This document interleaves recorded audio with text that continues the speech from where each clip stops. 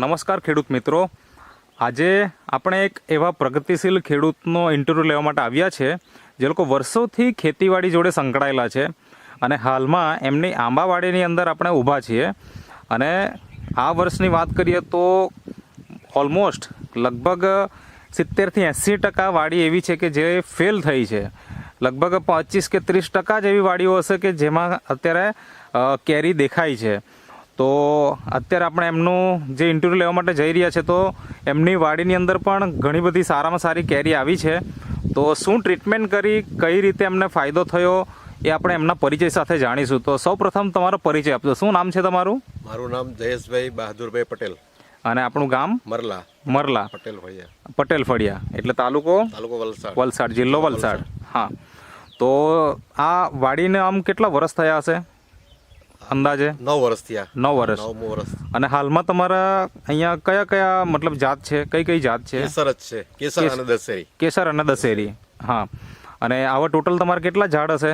અહીંયા 50 ઝાડ છે. હા, બીજી વાડી છે 2 જગ્યાએ. ત્યાં એક જગ્યાએ 35 છે અને બીજી જગ્યાએ 13. ઘર પાસે છે થોડા. બરાબર. 15 ઝાડ એટલે 100 ની આજુબાજુ. એટલે 100 ની આસપાસ જેટલા તમારી પાસે અત્યારે હાલમાં ઝાડ છે કેરીના. હવે આ વર્ષે આમ જોવા જઈએ તો વાતાવરણના હિસાબે લગભગ જોવા જઈએ તો 70-80% વાડીઓ અત્યારે ફેલ છે.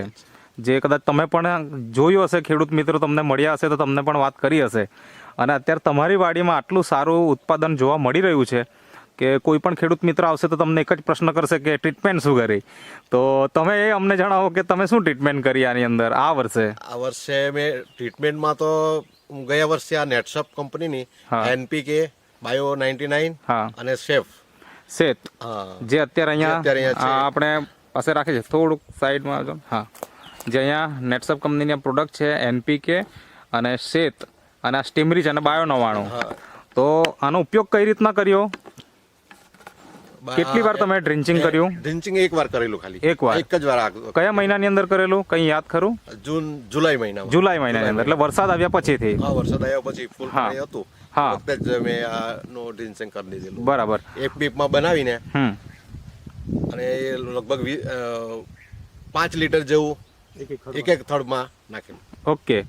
અને ત્યાર પછી મોર આવ્યા પછીથી તમે છંટકાવ ચાલુ કર્યો હશે? આવ્યા પછી મોર શરૂઆત થઈ એટલે મેં આ સ્ટીમરીચ નો છંટકાવ ચાલુ કરી દીધો. અચ્છા, કેટલા દિવસના અંતરે? 10 દિવસના અંતરે. એવા કેટલા સ્પ્રે કર્યા છે? 4 સ્પ્રે કર્યા. 4 સ્પ્રે કર્યા. ઓકે. વચ્ચે ડેગા હતા ને એના માટે પછી મીડા મારવી પડે. અચ્છા, એટલે કેમિકલનો પણ તમે ઉપયોગ કરેલો છે, જંતુનાશક દવાનો? હા, બરાબર છે. તો આપણી તો પ્રોડક્ટ ઓર્ગેનિક છે એટલે જંતુને મારશે નહીં, તો જંતુને મારવા માટે તમે કેમિકલનો ઉપયોગ પણ કરેલો છે. એ છંટકાવ કેટલી વખત કર્યો? 2 વાર કર્યો. 2 વાર. ઓકે.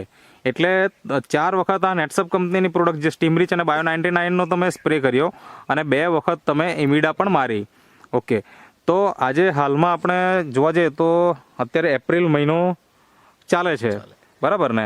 અને આજે તારીખ છે 24 તારીખ. તો આટલા મતલબ ગરમીની અંદર અને આમ જોવા જઈએ તો આ સિઝનની અંદર કેરી અત્યારે દેખાતી જ નથી, જે એકચ્યુઅલી દર વર્ષે જે દેખાય છે એના હિસાબે બહુ ઓછી છે. તો તમને શું લાગે એમ બીજાના સરખામણીમાં તમારું અહીંયા ઉત્પાદન કેટલા ટકા વધારે જેવું લાગે આમ? આમ તો આ વખતે ગયા વખતે એકદમ ઓછી હતી. અચ્છા, એટલે ગયા વર્ષે હતી નહીં તમારી કેરી? અહીંયા બહુ ઓછી હતી. અચ્છા. ના, આ વર્ષે થોડી હતી, પણ આ વર્ષે ગયા વર્ષે મેં ઉપયોગ કરેલો. અચ્છા. ગયા વર્ષે દિવાળી પછી ઉપયોગ કરેલો. ઓકે. NPK નો. હા, આ વખતે જ્યારે ટાઈમ પર આજે આ વખતે ઉપર કર્યો ને એટલે એના હિસાબે મને આ વખતે રિઝલ્ટ જરા વહેલું સારું મળ્યું. ઓકે. બીજી વસ્તુ એ છે કે તમે આ મતલબ આંબાવાડી તો છે જ તમારી, પણ એના પહેલા તમારો શું વ્યવસાય શું હતો? મતલબ શું કરતા હતા તમે? એ થોડોક માહિતી આપો ને.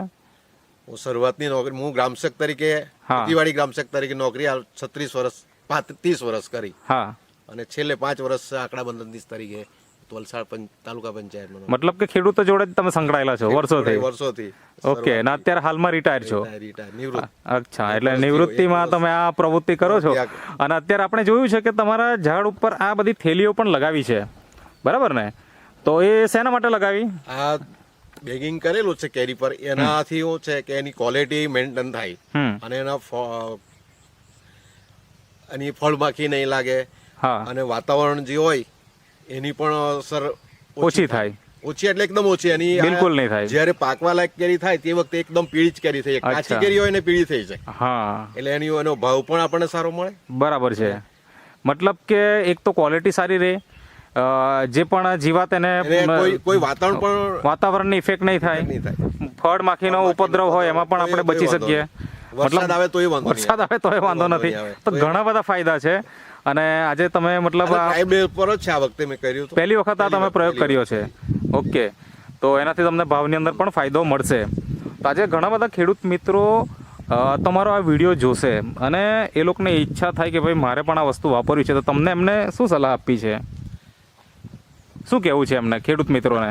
આ નેટશોપ કંપનીની આ ઓર્ગેનિક છે એટલે આ ઉપયોગ કરવા જેવો છે. બરાબર છે. તમે છેલ્લા 2 વર્ષથી વાપરી રહ્યા છો, તો તમે જે ઇન્ટરવ્યુ આપ્યો તે બદલ તમારો ખૂબ ખૂબ આભાર. Thank you.